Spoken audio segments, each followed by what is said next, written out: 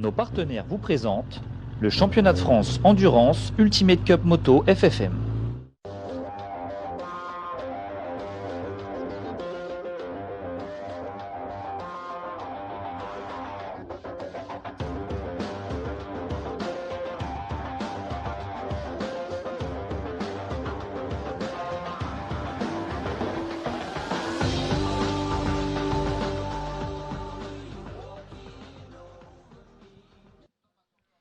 Bonjour à toutes et tous et bienvenue en ce dimanche matin 5 septembre sur Sport en France en direct du circuit Bugatti au Mans sous le soleil avec une légère brume matinale, une température de l'ordre de 17 degrés et une joie sincère d'être avec vous. On a aussi effectivement la voix de la gaieté parce que c'est bien de se retrouver comme ça un dimanche matin de période encore estivale depuis ce circuit magique qui est théâtre des plus grandes émotions en sport mécanique que l'on puisse avoir tout au long de l'année, avec pour ceux qui aiment la moto bien entendu les 24 heures moto, le Grand Prix de France et là ce 5 septembre le rendez-vous de cette course championnat de France d'endurance 4 heures sur le circuit Bugatti et sur un circuit du Mans qui de façon globale a connu quand même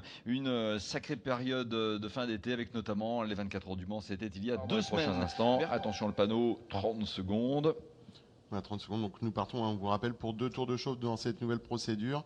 Seulement un mécanicien tient la moto et les pilotes sont sur leur moto pour le départ de ces 2 tours de chauffe. En tout cas, la mise en épi est parfaite là. Sincèrement, elle est remarquable. Allez, attention, dans un très bref instant, le drapeau vert pour le signal de départ. Stop, c'est maintenant. Voilà, c'est bien parti. Est-ce que c'est bien parti pour tout le monde? Deux motos qui ont un petit peu de mal à partir. Je me demande s'il n'y a pas la 30. Non, j'ai surtout reconnu la 241 et la 55. Ouais, donc d'accord. Franck Gaziello qui est sur la Suzuki numéro 55 et Gabin Bruyat qui est sur la 241. Mais je pense que c'est pas un problème. Hein. Je pense qu'ils ont plutôt voulu partir prudemment en se mettant vraiment en retrait sur ce on a départ. quand même une moto qui est dans la bretelle de sortie des stands. Bon. Il est possible que ce soit la moto numéro 26, hein, c'est absolument vrai. Vu qu'on a eu une procédure du coup retardée, ils ont peut-être eu le temps de remettre la moto en état. Donc si séance de la voie des stands, eh bien, ça veut dire qu'ils vont pas prendre part à toute la procédure de départ. Ils vont logiquement une pénalité qui sera appliquée. Voilà, et bien tant mieux si le problème n'était pas très important. Si l'on a 100% de l'effectif au départ, c'est la plus belle des choses. De nouveau, la composition donc de la grille avec Vincent Ferré, Julien Feurprier qui sont l'équipage numéro 16, Eric Nascimento et François Noël qui seront en fait ici, attention, les troisièmes effectivement. Vous avez lecture gauche-droite par rapport évidemment au classement de ces essais, Jean-Edouard Aubry et Rodolphe Gilles et ainsi de suite. Mais ce qui est bien, Mathieu Bruno, c'est qu'on a des amateurs, on a également des pilotes qui sont aussi en championnat du monde, oui, que l'on a vu aux 24 heures moto, qui peuvent également très prochainement prendre la route du Ricard pour le Bol d'Or. C'est bien, on a un mélange des gens extrêmement sympathiques. C'est aussi ça l'esprit Ultimate Cup Moto. Effectivement, alors on a des pilotes qui sont aujourd'hui donc en championnat de France d'endurance, mais également en championnat du monde d'endurance. On a aussi des pilotes qui étaient en championnat du monde d'endurance, hein, puisque on a parlé donc d'une moto qui est partie un peu en retrait, Franck Gaziello. Franck Gaziello, c'est un pilote qui a évolué plusieurs années en championnat de France d'endurance et en championnat du monde d'endurance, et notamment sur la moto que vous connaissez très bien, Bruno, la moto de Mansfred avec le box Kramer, le numéro 65, Motobox Kramer Racing. Franck Gaziello était un de ses pilotes. Je pense aussi à Jean-Edouard Aubry qu'on retrouve sur la R1 numéro 76 en deuxième position, qui évoluait sur la numéro 76 du Team Cotard Moto entre autres. Mais voilà, on a des pilotes qui ont un palmarès ou des participations en championnat du monde d'endurance et qui continuent d'évoluer en championnat de France d'endurance. Voilà, c'est ce mélange des genres que l'on aime bien. Le regard porté vers le directeur de course qui a le drapeau bleu, blanc, rouge et qui va donc donner dans un instant le signal de départ pour ces 4 heures d'endurance sur le circuit Bugatti. Attention, départ imminent, c'est dans moins de 10 secondes. Voilà, là il y a une tension sous le casque. Hein. Oh que oui. Allez! drapeau bleu blanc rouge, c'est parti. Voilà, départ. Ça c'est génial, cette traversée là de la piste en courant. Allez, bien, de bon départ, la 176, effectivement un très bon départ. Ouais, Jean-Edouard Aubry qui part super bien, la 7 également avec Nascimento et François Noël. Et Dylan Buisson. Parti, hein. Ouais, Dylan Buisson également qui est bien parti, Dylan Buisson qui vire en seconde position. Hein. Et Vincent Ferré, Julien Furprier pour l'équipage numéro 16 sont pas mal partis non plus. Peut-être un changement de leader au freinage de la première chicane. 2-3 pilotes qui effectuent un légère piste, mais à la rigueur mieux vaut le faire plutôt que de faire obstacle en restant en effet sur la piste. Il y a une très belle dynamique moto en France, sincèrement. C'est remarquable et c'est bien de le mettre en avant. Il y a un vrai esprit motard dans ce pays et retrouver comme ça des passionnés qui viennent sur le circuit Bugatti pour faire ces courses. Quand vous traversez le paddock dans l'Ultimate Cup Moto avec tout le florilège de catégories de cylindrées que l'on a, il y a un bon esprit. On aime bien aussi voir des tentes comme ça aménagées dans le paddock. C'est sympa, ça sent bon le barbecue à l'heure du déjeuner, du dîner. C'est important aussi de le mettre en avant. C'est bien de parler de super attaque, de super freinage, mais c'est bien également de mettre en avant cet esprit moto en France que l'Ultimate Cup Moto symbolise aussi et que cette course d'endurance 4 heures dégage encore plus.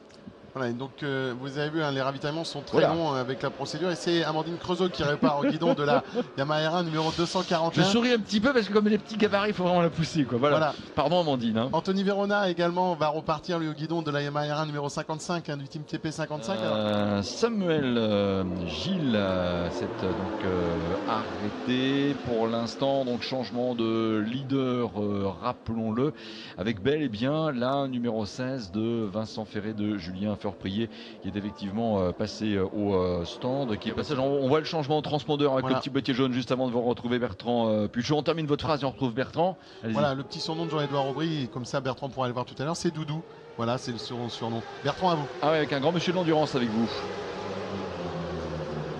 Ok, on ira voir Doudou tout à l'heure, Mathieu, promis. Pour l'instant, on est avec la 55, Franck Gaziello. La 55 qui joue le championnat, on le rappelle, 2 points seulement de retard sur les leaders, la 106 avant cette étape. Un début de course un peu compliqué, là, 17e actuellement après près d'une heure de course. Oui, on a une moto qui va bien et tout. C'est vrai qu'il y a eu un petit peu des gens qui étaient un peu chauds pour moi au départ. Et j'ai voulu jouer un peu la sécurité, pas me faire emporter. Et j'ai pris un mauvais rythme et voilà, après bon, on va remonter tranquillement, ça on sait le faire. Et j'ai confiance en mon collègue, enfin mon coéquipier et mon équipe. Donc on va y aller tranquillement comme on sait faire et on verra ce que ça va donner. Anthony Verona qui a pris la suite pour la 55. Il y a ce petit duel à distance avec la 106 qui n'est pas non plus placé idéalement dans ce début de course. Tout peut encore changer, il y a encore plus de 3 heures de course ici au Mans. Il y a encore des tours à faire. Bon, on a eu un peu un départ retardé à cause d'une chute apparemment. Voilà, nos stratégies ont un peu changé. Alors, on ne va pas tout dire, mais c'est pas pour un avantage vers nous. Mais voilà, on va déjà se fier surtout à la 106. Parce que c'est le but des points et on verra. Anthony roule plus vite que moi normalement, donc on a fait apparemment un bon ravitaillement d'après le team manager. On a gagné des secondes et c'est des secondes qu'on n'a pas à se battre sur la piste. Merci Franck. Rendez-vous tout à l'heure. Oui, Anthony Verona en même temps. Bertrand confirme le témoignage de Franck Gaziello. Il passait à l'instant en 1:44 153. Jamais on avait chronométré sur un tour de circuit Bugatti la 55 aussi vite. Franck qui a 13 participations quand même, 24 heures moto à son actif. Et les amis, regardons bien le compteur. 3h13 avant l'arrivée. L'arrêt de la numéro 16. La moto qui avait pris le relais en fait en tête après le premier ravitaillement de... On parlait de Franck Gaziello, Anthony Verona, et donc je vous le rappelais, ils ont gagné la 3e manche du championnat de France sur le circuit de Dijon. Et ils l'ont gagné justement à l'expérience cette manche, puisque ça a été une course un peu chaotique, on a eu un peu de pluie, on a eu du sec, et ils ont surtout, comme l'a dit Franck, ils ne se sont pas précipités, ils ont fait des ronds, ils ont été réguliers, ils sont montés progressivement. Bon, et bravo aussi, si ce sont des messieurs qui sont au guidon, aux épouses qui sont aussi très conciliantes, hein, bien souvent. Parce que c'est vrai que c'est chronophage ces activités circuit, mais on va quand même pas s'en plaindre. Les amis, ça nous permet de partager de bons moments avec vous et ça aussi, c'est très très sympa. On suit un instant du côté des motos en Superbike, le team Performance numéro 55. Avec un passage dans le virage du raccordement de Franck Gaziello. Allez Franck, qui... Oh l'attention derrière, ouf, pilote qui a glissé, évité la chute d'extrême justesse. Waouh. C'est la moto numéro 69 hein, qui était derrière. Cyril Boucher, non? Alors j'ai pas eu le temps de voir le brassard, mais j'ai juste aperçu le numéro. On peut dire qu'on s'est fait une belle équerre à la réaccélération à la sortie du raccordement pour cet équipage numéro 69 sauf erreur de ma part, eh bien c'est une Kawasaki, hein, l'équipage 69. Oui, absolument, il roule en ZX10R. On va revoir peut-être l'image. En tout cas, la sortie de virage. Voilà. Et ça semble être un brassard blanc, hein, donc sur Quentin Braquemar. Quentin Braquemar, effectivement, pour moi, qui est au 13e rang. Hein, sur 30, puisque l'écart est passé il y a 4 secondes et 4 petits dixièmes. Donc pour l'instant, Carl Croix, puisque c'est lui qui est en relais, hein, je crois on avait dit, voilà, on va le retrouver à l'instant à l'image, la numéro 7 et la numéro 30. Carl Croix ne revient pas sur la numéro 7, que l'on va également suivre ici dans la descente vers le virage du garage vert. C'est Eric Nascimento, me semble-t-il. Hein, c'est Eric Nascimento qui est au guidon de cette Yamaha numéro 7. Et... qui n'est pas rattrapé pour autant donc. Non, effectivement, puis on voyait également à l'image la moto numéro 55 qui est 4e. Hein. Aussi. Attention, cette moto, elle est pas dans les pilotes retardataires, mais elle est 4e, donc elle joue également le podium général pour cette 4e manche championnat de France. Et qui, je pense, pas piloté par Franck Gaziello, exact, c'est Franck Gaziello, qui est au guidon de la numéro 55, mais donc en 4e position à un tour. S'il devait doubler la 7 ici, il se dédoublerait en fait par rapport à la moto, reviendrait dans le même tour que la moto des leaders, mais ne la déposséderait pas de la place de leader. Va-t-il s'arrêter d'ailleurs? Oui, il y a eu le mouvement de botte, donc l'arrêt de Franck Gaziello à l'instant, et la 7 qui reprend ici un tour à Tesla numéro 9. Je crois que oui, avec Claudie Poupineau et Joël Romacle que l'on va saluer. Ils sont en catégorie Super Sport, mais bien plus loin dans le classement. Donc la 55 et la 30 qui rentrent aussi. Voilà, arrêt de Carl Croix, un arrêt un relais qui a été très long pour Carl Croix, hein, cette moto donc équipée d'un réservoir 24 litres. Donc qui va bien permettre également à Rodolphe Gilles, qui était à 9 secondes 9 derrière, bien de revenir sur la seconde position et peut-être lui bien de faire le forcing maintenant, Rodolphe Gilles, pour aller chercher bien cette moto numéro 7 de Eric Nascimento. On va être sur des chronos similaires hein, entre ces pilotes. On est en 43,8 pour Eric Nascimento sur l'année passage. On est en 44,5 pour Rodolphe Gilles. Alors effectivement, on a 7 dixièmes sur les chronos que je viens d'annoncer, mais aussi c'est au jeu des dépassements des pilotes retardataires. Hein. On peut bénéficier sur un tour d'un tour un petit peu plus clair et puis sur le tour suivant avoir 3 ou 4 pilotes à dépasser. Et donc ces 7 dixièmes peuvent s'expliquer à ce moment-là. Allez, ravitaillement en cours avec toutes les précautions d'usage, tenue pompier, tenue inifugée, voilà le pistolet défait, rentré, et les pilotes qui, une fois que le ravitaillement carburant est effectué, reprennent le guidon de la moto, la redémarrent et repassent ensuite en direction de leur stand naturellement pour permettre aux compagnons d'équipe, surtout quand on est à l'américaine, de prendre le relais tout simplement. La 3 ici rentrée dans son box. Oui, effectivement, la 3 donc de Fabien Valdura et de Anthony Boira. Et c'est Anthony Boira qui était au guidon de l'Aprilia RSV4, un Aprilia 1100 RSV4, donc très très belle machine, qui laisse le guidon maintenant à Fabien Valdura, qui repart au guidon d'une Kawasaki. Anthony Verona, aussi, oui. Anthony Verona, le 55, donc, qui pourrait aussi rentrer dans le classement des motos avec des très belles décorations, Bruno. Eh bien, Anthony Verona repart et va reprendre la piste. Donc, pour le moment, il est annoncé au 4e rang. On va bien sûr attendre la fin de ce tour pour valider la position d'Anthony Verona. La numéro 30 est également de retour en piste avec Aaron Huet à son guidon. Et je regardais aussi l'évolution de l'écart. Eric Nascimento, leader, numéro 7 qui roule en R1, donc en Yamaha. 8 secondes et 8 petits dixièmes d'avance sur le commissaire. Là, les commissaires justement qui s'affairent en ce moment à ressortir la moto du bac. Bruno, une chute qui me semble curieuse, hein. On a l'impression que cette moto a plutôt fait un tout droit et est tombée à l'arrêt. Je me demande si c'est pas plutôt un malaise sur la moto. C'est bizarre parce que un peu de chaleur. Oui, voilà. C'est vrai. Partir comme ça limite en courant et se mettre à l'abri. Enfin, en même temps, c'est qu'il y a un réflexe de sécurité quand on est comme ça, l'entrée du bac à gravier. On est quand même exposé. Imaginons que l'autre moto sorte au même moment. Là, dans ces cas-là, vous pourriez être heurté par elle. Mais je suis d'accord avec vous. Parce qu'en plus, la moto ne semble pas abîmée. La moto ne semble pas abîmée. Elle a encore sa bulle, donc elle n'a pas fait de tonneau. Et alors, voilà, on nous annonce brassard bleu. Donc c'est Sébastien Beauvagnet qui malheureusement est parti à la faute. Alors à la faute ou un souci, hein. On va pas s'avancer, mais en tout cas Sébastien Beauvagnet, numéro 84, qui rencontre des difficultés et qui est pointé au 27e rang, hein, de cette 4e manche championnat de France d'endurance. Eric Nascimento pendant ce temps continue de bien gérer cette position de leader. La 176 est à 11 secondes de la moto de tête. Et pour tout, l'équipage numéro 30 en 3e position, à quelques 19 secondes et demie d'avance sur la numéro 16. Et là on retrouve en effet la 55 avec Franck Gaziello et 55 est également, rappelons-le, piloté par Anthony Verona. Et c'est Anthony Verona qui est au guidon, voilà, dans l'entame de son nouveau relais avec la numéro 3 aussi que l'on va continuer de suivre. Non seulement on a la 176, et si vous regardez bien un tout petit peu plus loin, on a même la 55, hein, deux motos derrière. Donc on a à l'image, on a les 6 motos. On a 3 motos qui sont dans le top 6. Voilà.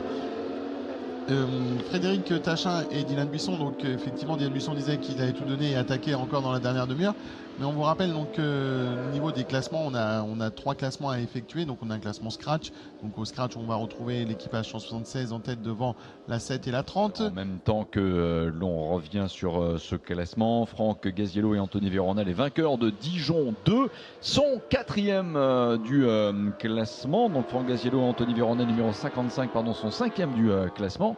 Mais avec 2 petits points de retard après Dijon, les sachants eux 5e et le duo Morgan Adel Alexandre Quinten 10e. Là il est clair que mathématiquement ils vont faire la différence en l'état actuel des choses, alors que regardez bien en haut de l'écran, le bandeau on est à 1h02 de l'arrivée. Franck Gaziello et Anthony Verona, même s'ils devaient terminer 5e, feraient une bonne opération comptable. Un passage par la voie des stands pour la moto numéro 55. Franck Gaziello. Effectivement c'était Anthony Verona qui était sur la Yamaha R1, donc Franck Gaziello qui repart.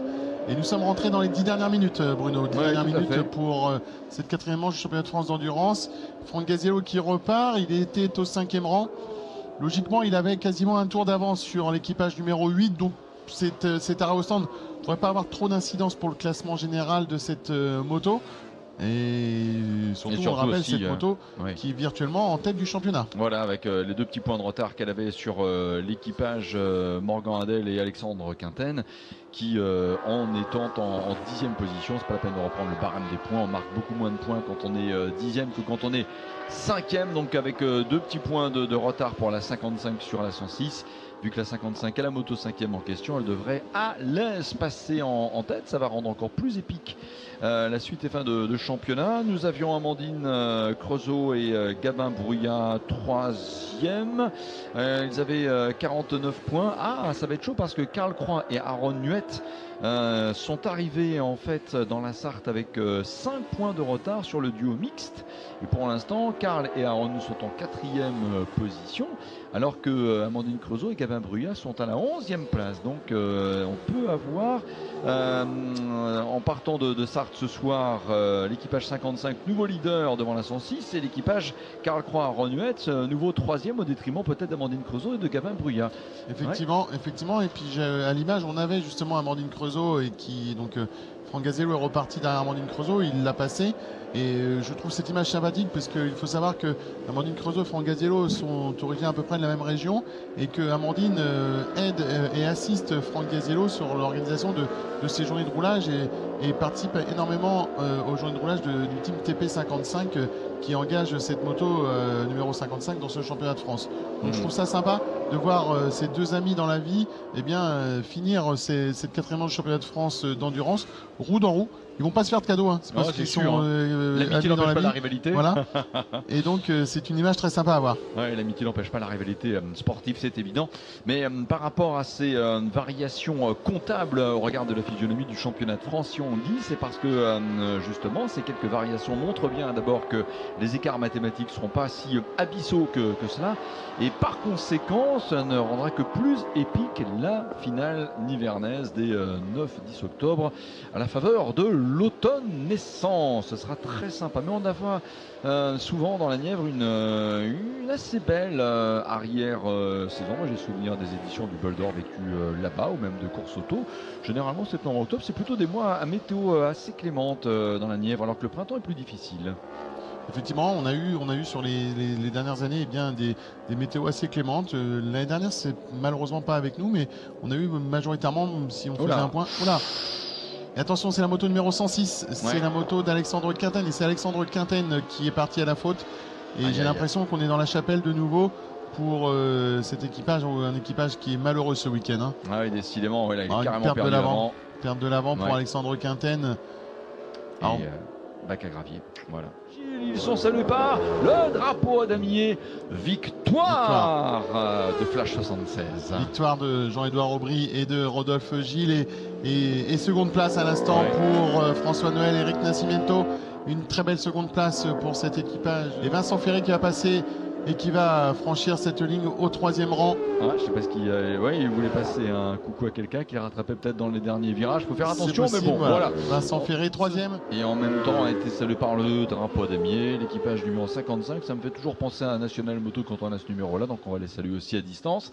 Peut-être qu'un jour ils viendront aussi dans ce championnat de France. Hein. C'est un petit peu une perche tendue là que l'on va passer à cette équipe. Mais Franck Gazzello, mesdames et messieurs, et Anthony Verona du team Performance pour la formation de Lorraine termine 5e, mais surtout compte tenu des aléas que l'équipage numéro 106 a subi avec Morgan Adel et Alexandre Quinten, il s'empare de la tête du championnat.